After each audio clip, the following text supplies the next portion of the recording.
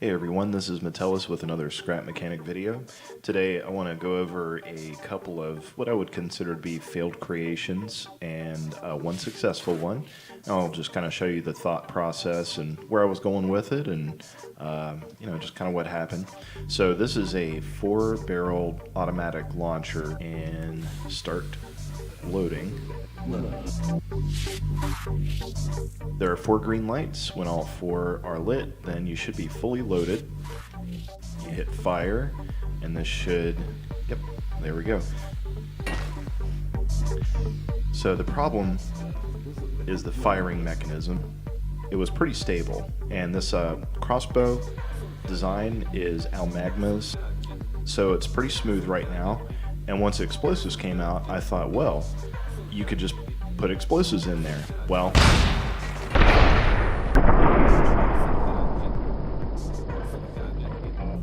as soon as you put explosives in there, it blows up like almost immediately.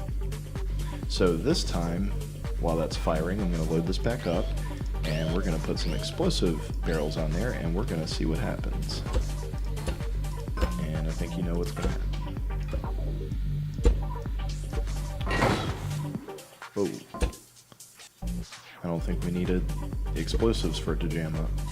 Glitches out the side, and explosives are already very unstable. We've got barrels here that have explosive barrels on the end, so there's no direct contact with anything on the sides when it does go to fire. So I thought that might actually solve the problem.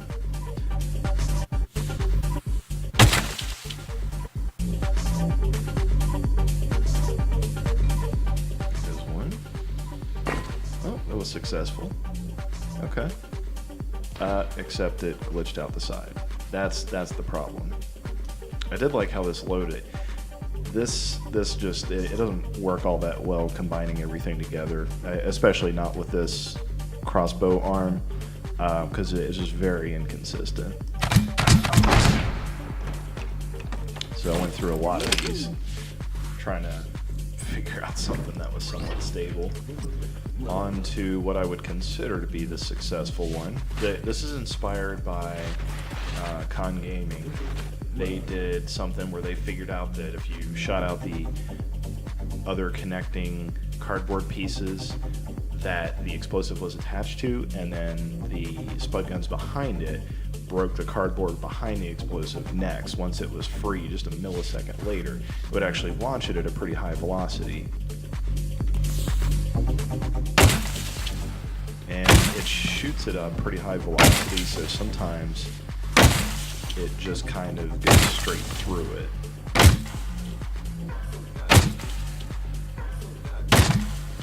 So this will be up in the workshop, the creation and the ammo that you need for it.